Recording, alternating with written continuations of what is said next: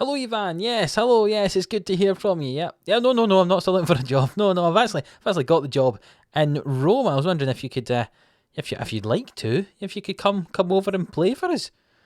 Yeah. Do you want to come over to Rome? Yeah, that'd be brilliant. Yeah. We're kind of struggling in the left-hand side of the field and in the attacking bit. We thought you'd be a great option there. Yeah. You can wear the number 44. Yeah. Sure. You can be inverted winger. Definitely. Yeah.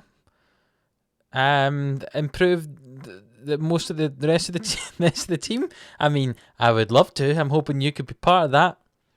Yeah, brilliant. Right, come on over then. We're getting to transfer deadline day. We'll see who else we can bring in to join you. Yeah, great. See you then.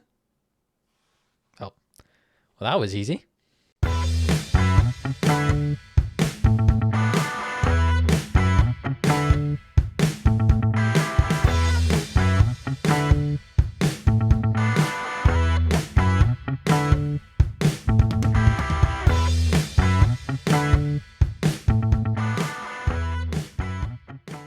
Yes, hello, welcome on into Livestreams Sports here for Glory Hunter on Football Manager 22. If you missed the last episode, go and check it out. We started our season, showed you our transfer dealings up until the start of the season, and showed you the tactics we're going to be using. Now, to be honest, everything's changed since then, so if you don't go and see that episode, you won't know what our initial plans were. So go and check out, and while you're there, hit that subscribe button so you don't miss an episode of this Monday to Friday at 11 a.m. in the description down below as well. You'll also see our Twitch channel, so yeah, go and click on that link and give it a wee follow as well. That'd be much appreciated. We're streaming on Monday and Wednesday nights, doing a wee bit of spending Newcastle's millions. Could be a little bit of fun, so go and check it out if the time you're watching this is kind of after 6 o'clock on a Monday or a Wednesday.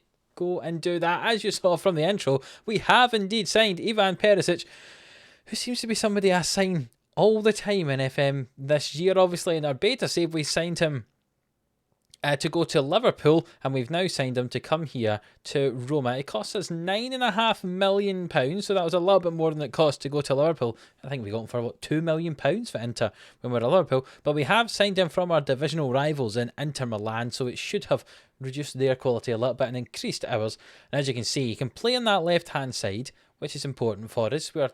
Before Spinazzola comes back, our left backs aren't the best, so we can actually play as a left wing back if we need to. Also in that left attacking midfielder, we can also cover up front if we need it there. And I'd say that was the bit of the team I was thinking we're a little bit short in, so I'm glad we have brought him in. He's got good heading as well for someone of 6'1". He's I'll be honest, an all-round very good player. Perhaps not brilliant defensively, but going forward, he is very, very good. And we are indeed on transfer deadline day. We're about to accept the offer to be part of transfer deadline day. We'll take part in it just now, and as you can see, if you've not seen it yet already in your save, here is the deadline day screen. There is a lot of rumours flying about here. You can see on the screen anything to do with us.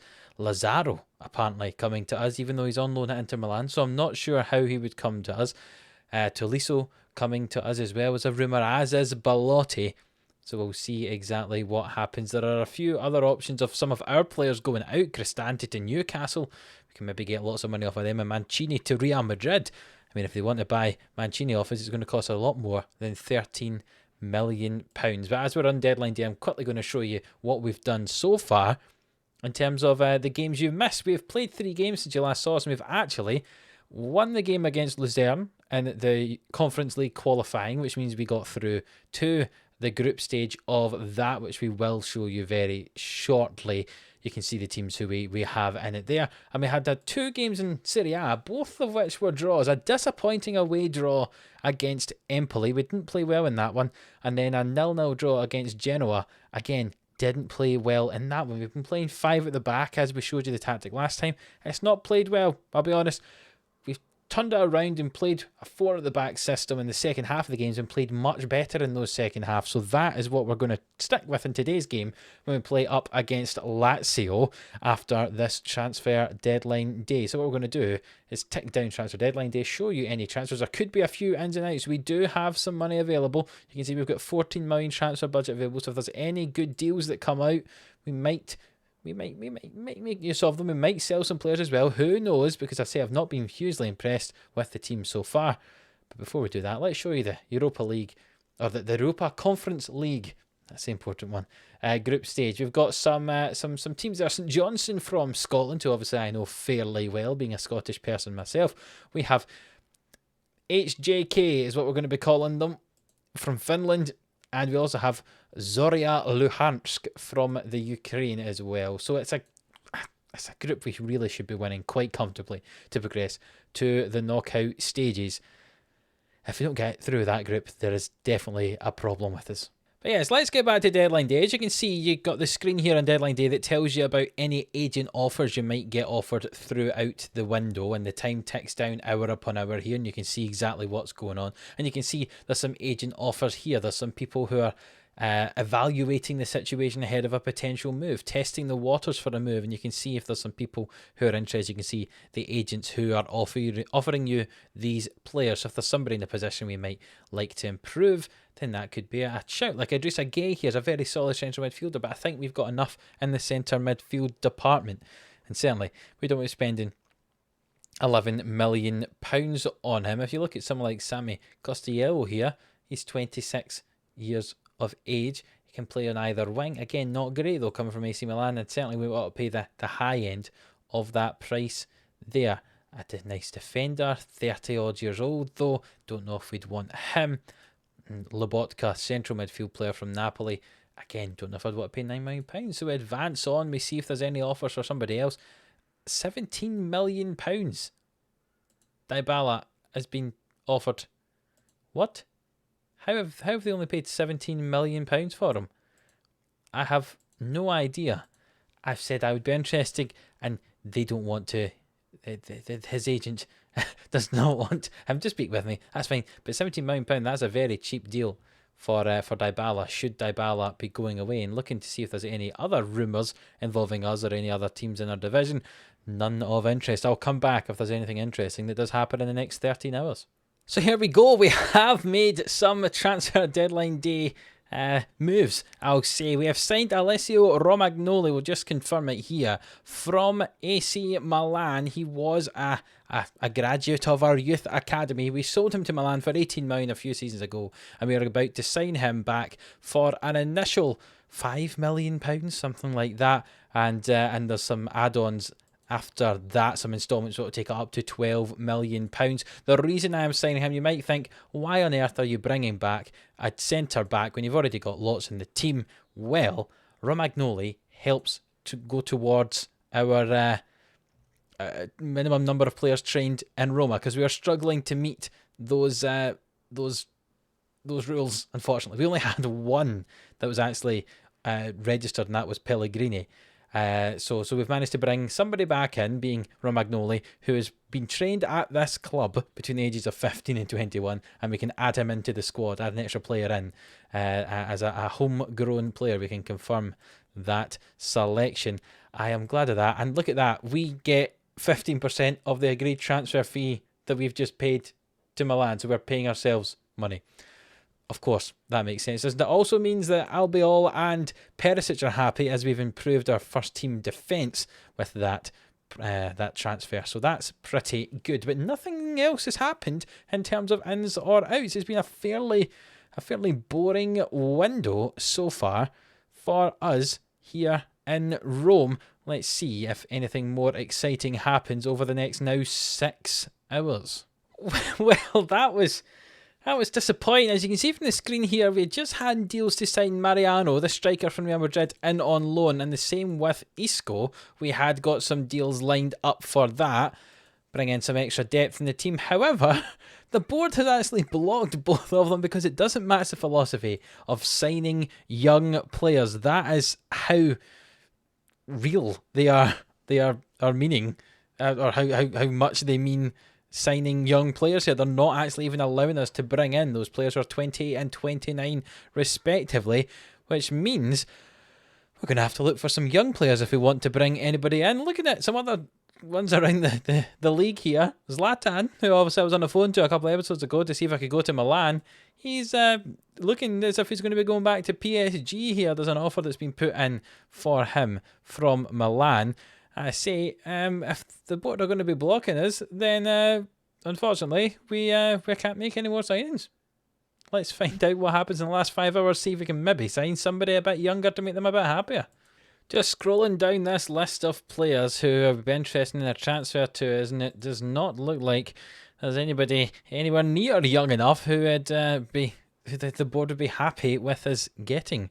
Unfortunately, if I'm having to look at some other players as well on here, looking at loans again, there's not a huge number of options of players that want to come to us. So I'm afraid it doesn't really look like we're going to be bringing anyone else in. Unfortunately, I'm very sad about that. I hate my board if they're going to be like that. I tell you what, maybe I'm not going to be here for too long if they keep blocking my transfers. Yeah, I'll be honest, this is a very disappointing end to this window, as there are some offers being made for some of our players here. I'm going to increase the fee that Regina would have to pay for this young centre-back if they want him. But yeah, it doesn't look like anything's going to happen. A bit of a damp squib, unfortunately, this transfer window. And yes, there we go. The transfer window is closed. And yeah, we had a very disappointing deadline day there. You can see our big three coming in. Romagnoli, Perisic and Vass. None of them under 23. So maybe that's why the board weren't happy with my transfer wheelings and dealings. And 3 outs, the main ones there, Karsdrup, Perez and Villar. I didn't mention that we'd sold Perez and Villar, but they are 2 players we sold toward the end of the window as well. The fact that some of them were 23, maybe the board weren't particularly happy about that. If I go to here, they're satisfied with my management so far, but they're also devastated about my trying to sign high reputation players. Well, I was trying to do that, but you didn't let me because you blocked the deals, and also they're disappointed with my lack of signing youngsters. Well, yeah, after that transfer window, I can understand maybe why they were devastated about that. You can see the wage bill. Ours is the 3rd highest in SerieA, which, you know, they don't necessarily say that money always is going to win you everything, but we should really be looking for Champions League football if that is the case. We are one of the big 4 in terms of wage spenders there. Certainly at worst, I want to be finishing in the top 6 this season. We did spend 123 million this window. We were the biggest spenders. We have got to be competing up there. At worst European football, really I'd like Champions League football to be competing with. And I've just had to look at this. Pisa brought in 33 players. Atalanta had 83 players leave their club during this window. What on earth is going on there? So that is our transfer deadline passed. We will be coming back in just a few days. For me, it's going to be a little while of simulation to get to the Lazio game for our Rome derby, but we will be back for that one in what should be a very tasty game indeed. We'll see you in just a moment. I apologise for a very boring transfer window, transfer deadline day. I can only apologise. Right, so here we are, coming back, ready for our Rome derby here with the biggest game of the season so far, though we are down in 14th position at the moment, which is not good at all. Looking for Lazio, they are up there with 1 win and 1 loss. They lost to Napoli and they beat Sampdoria, so it's going to be a tight game for us here. See, we've had 2 draws up against Empoli and Genoa. Genoa have drawn all 3 of their games, including a draw against Sampdoria and up against Juventus. So I don't quite know where they're going to sit, but Empoli look like they're going to be down the bottom of the table, so it wasn't a very good result for us. But we are going into this game, as I say, up against Lazio, and we are playing a different formation than before. We have been playing 5 at the back. We're now going to a 4. And this is the formation that we're going to go for. Patricio's going to play in goal. Mancini and Romagnoli are going to play at centre-back. Mancini and Romagnoli. Desciglio going to play on the right-hand side and Calafiore on the left. We do currently have injuries to Kumbala, who's a young Albanian centre-back, so he's out. Daniel Vass is out for 3 weeks, and Spinazzola is still out until Christmas, as I'm sure you know, and I'll remind you every single episode. So that's why we've got Desciglio and Calafiore at fullback today. Cristante alongside Veretout in midfield, because Pellegrini is going to move forward into an advanced playmaker role, sitting in the attacking midfield position. Zaniolo coming in from the right, Perisic coming in from the left, and Tim Abraham up front. He scored 4 goals so far for us this season. The only man who's really scoring goals for us, so hopefully he can continue that form today and we can get some goals from elsewhere in the team as well. Alessio Romagnoli would like to have number 13, but we don't have number 13 to offer him, unfortunately, so we're going to give him 31. That's like 13. If you just look at it back to front, that's how numbers work, isn't it? Yeah. Sure, we're up against Sarri's Lazio, so hopefully we can deal with Sarri ball quite comfortably. It looks like they'll be playing a similar formation to us. Let's see as we advance through looking at it. It's a pretty closely fought rivalry, we've said to them. So let's see if the players can perform well. Yeah, they're playing a 4-3-3 formation with Pedro, Felipe Anderson and Immobile up front. A tough front three, but hopefully our defence can just about deal with that, and hopefully we can do some stuff going forward as well, with Perisic now off that left-hand side, Zaniolo off the right, and Tammy Abraham up front. So as I say, we're getting into this, the Rome derby, and early on Lazio have a corner, they swing it in, and it's headed in by Acerbi. Goodness me, I hope this doesn't continue like this. 3 minutes in, Acerbi heads it at the front post. There's not much to watch in the replay there, because that was just simple. As always is the case in Football Manager, swing the ball into the front post from a corner and you will get your head on it and you will score. And that's what happened with Acerbi there. We have picked up an injury to Calafiori, which is not ideal at all. So I'm just trying to work out how we're going to replace that injury. I think it'll be Davide Santon to come on to play at left back. And look at that, Romagnoli, 50 minutes in, has already picked himself up a yellow card on his re-debut. Is that how it works when you come back? I don't know. But there we go, another corner was swinging there. I thought it was going to be a second headed goal for Lazio, but not quite. Davide Santon having to come on 15 minutes into this game. A pretty unfortunate occurrence for us there. I like the young boy Calafiori, but there's a chance here for Lazio. Felipe Anderson with it. Back to Lazzari, who goes down the right wing. Will he swing this ball into the box? He does, into Immobile, and it's just into the hands of Rui Patricio after some good defending from Romagnoli. Another corner for Lazio here. Swing into the front post. Ramos heads that. It's over the bar. And Lazio have been in control here. It looks like they've had a lot of the shots. We've not got to see any shots from us so far in this game. But maybe one will come here. Zaniolo's injured, but he plays it to Cristante, who switches the play. And it's headed away by Milinkovic-Savic. Davide Santon comes back and plays it into Romagnoli and Veretout and Pellegrini, and through for Perisic. Can he finish? Yes, he can. Ivan Perisic with his second goal this season. He scored goals for me at Liverpool in the beta. When we played the beta save at Liverpool, and he's scoring goals for us here. He's so good coming in off that left-hand side. He's really good in real life too. I really like him as a player, and what wonderful play there. Coming inside that full-back. The centre-back had been drawn out by Pellegrini, and we're back to 1-1. Back in this game. Let's see how we do in the rest of it. That was good. A good breakaway chance there. Although we are dominating possession, that seems to be our best chance, breaking away on the counter. And we've reached half-time. Score still 1-1, and we do have an injury that we'll need to have a look at, because Zaniolo is injured on that right-hand side. So we can bring on Mkhitaryan or El Shaarawy. Who should we go for? Mkhitaryan, I think, can play off that right-hand side. And let's see how we do in the second half. I had to make 2 changes already by half-time because of injuries in this game, which is not ideal. There's an early highlight here. Acerbi plays it forward to Pedro. And it's into Pedro again. He's in behind the full-back. Pedro down the line, plays it back to Luis Alberto. And over to Lucas Leiva, playing that holding midfield role. Down to Haisaj. I'm not going to be able to say his name very well throughout this whole save. Milinkovic-Savic into Felipe Anderson, then Milinkovic-Savic with it, and what a save from Rui Patricio. Outstanding, clapping my hands here. That is a brilliant save one-on-one. Milinkovic-Savic should have tucked that away, but he didn't. It was a brilliant save from the goalkeeper, and he's managed to keep us in this game. Time is ticking down this second half. We've got 15 minutes to go, so I've brought on El Shaarawy and Castrovilli to play in the attacking midfield roles, and we've taken off Perisic, and we've taken off, I can't remember, Pellegrini would move forward there. So let's see how we do for the last 15 minutes. Veretout swings it in, it's headed away by Milinkovic-Savic. El Shaarawy hits it, it's off the bottom of the post. Oh, what an effort from El Shaarawy. Romagnoli finds Davide Santon, and it's just about blocked and cleared away by Immobile. But yeah, last 10 minutes now.